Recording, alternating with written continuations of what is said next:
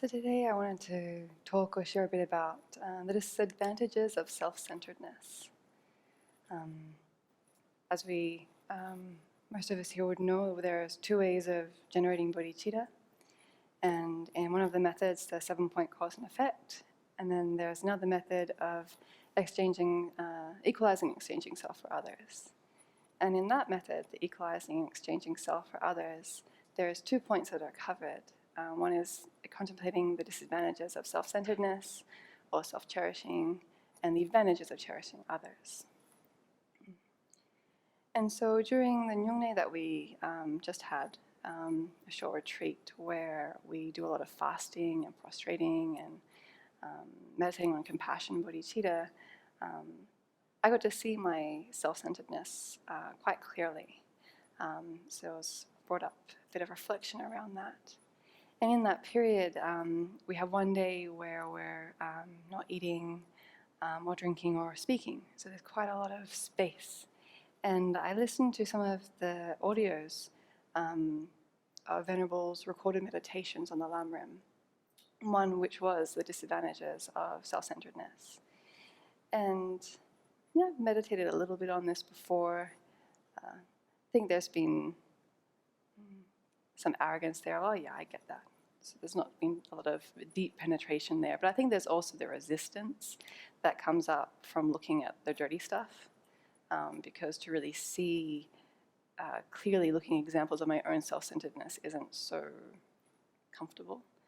But one thing that she said during this meditation, a light bulb kind of went off. So I kind of want to look at that more clearly. And she said that by paying so much attention to ourselves, our own needs and wants breeds so much dissatisfaction. It becomes impossible to satisfy the bottomless pit of our desires. It's not that we really need or want all of these things, but the mind thinks like that, and we overemphasize the self in an unhealthy way. And all that dissatisfaction is simply a result of self-centeredness. And over the years of being here, and I think what really sparked my interest in the Buddha's teachings has been this struggle between dissatisfaction and the wish for contentment. And I've discussed with some people here about where's a book that I can go to look about how to get contentment or something specific on that topic. And I haven't seen so much really about that. And then hearing this was just like, oh, here it is. Because I don't know about you, but how often do you feel really content for long periods of time? For me, I'll have periods of it, and it is growing the longer that I practice and I work with my afflictions and my mind is more in the Dharma. But daily, there is dissatisfaction there. The food's not what I want, the temperature's not what I want, the climate's not what I want, don't want to wake up at this time, the schedule's not what I want, this person is not speaking to me how I want, or just this general grisliness that I can wake up with sometimes. That's just, something's not right. And so, yeah, Buddhism provides a way out of that to contentment and seeing more clearly that it's working with this self-centered mind that is a pathway to that contentment that I think we all really wish. Yeah. And so another word or another thing that really caught my attention was Venerable's use of the word self-preoccupation as a synonym for self-centeredness.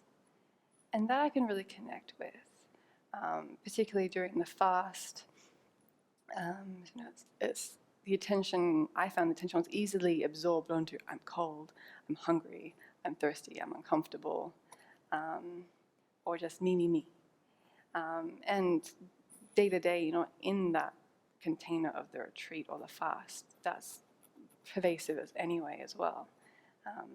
And to pinpoint that self-preoccupation, that continual self-referencing is the source of discontent, is the source of my misery. and then is the source of how I then create problems between myself and others.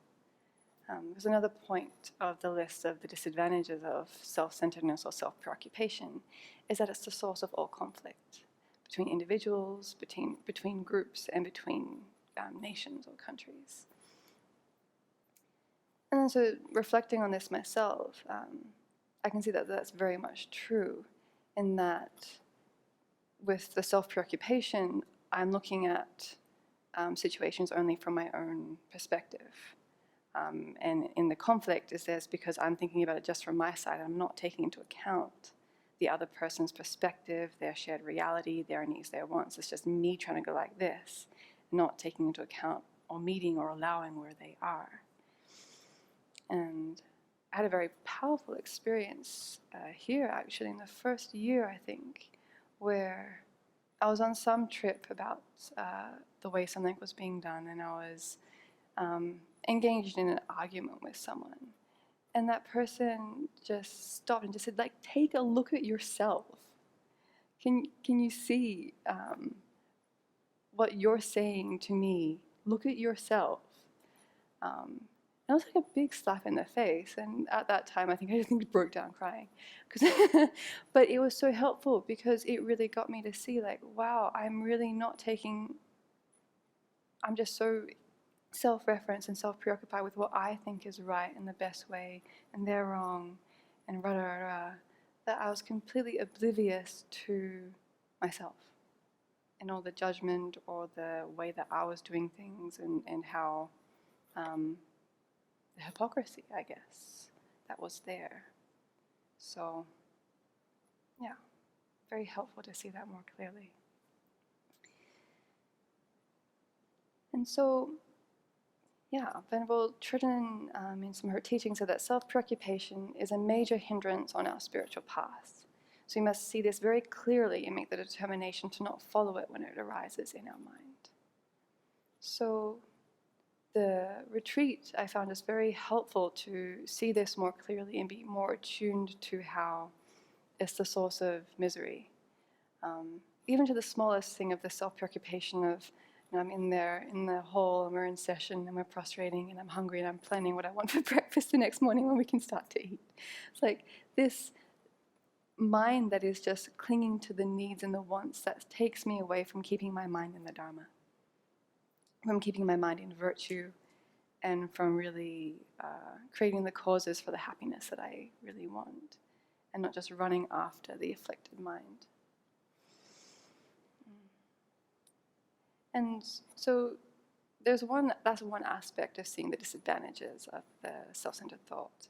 And then seeing the advantages of cherishing others is kind of, I guess that's the stick approach, and then this is the carrot approach, or something that can then bolster or moisten the mind, that then leads us to open the heart and look outside of ourselves to break free of that self-preoccupation.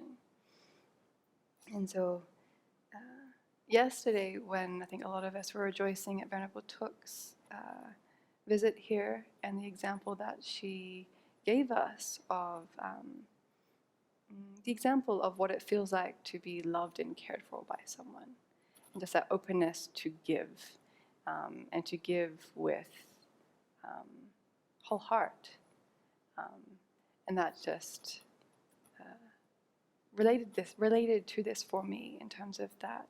She was a good example of cherishing others and what that looks like and what that feels like, because it felt so wonderful to receive that. So then how wonderful it would be to give that. And I think that's the inspiration that she provided, was to then emulate what she had shared. Yeah, and so I think, using that example, and then also to, in our own meditation, in our own experience, to reflect very deeply that, and be very convinced in the kindness and preciousness of every sentient being. And why? Because we're very cognizant of our interconnectedness and of how much we have received from them. And so I thought I would close with some verses from the 7th Dalai Lama on a short text that he wrote called The Complete Path. So I think it's like a glance meditation on the Lamrim. I'm not sure where this is from exactly, what text, but we were given this at a recent retreat at Vajrapani, and it's quite beautiful. He says, "The mother beings wandering in the 6 realms, to me, their child, are pieces of my heart. For many times they have soothed my troubles, and in infinite ways they have brought me joy. These infinite beings, so kind, are covered by the fog of ignorance, constantly lashed by whips of delusions.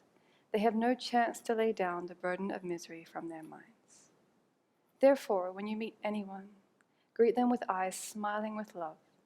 Why mention that you should not even consider holding evil intentions or deceptive thoughts?" So may we see clearly the disadvantages of the self-centered mind and self-preoccupation, and open our hearts so that we can greet everyone with eyes smiling with love.